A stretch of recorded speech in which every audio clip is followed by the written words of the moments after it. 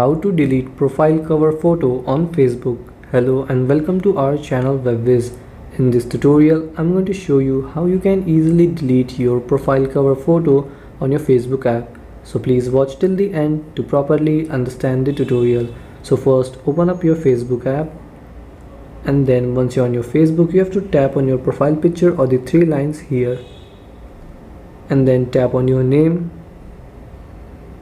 And then here you can see your profile cover photo. So to delete this, tap on it and then tap on view profile cover, and then here tap on these three dots in the top right corner here, and then here you will see the option to delete photo. So tap on it, then again tap on delete, and you can see that the photo is deleted. And so this is how you can delete profile cover photo on Facebook.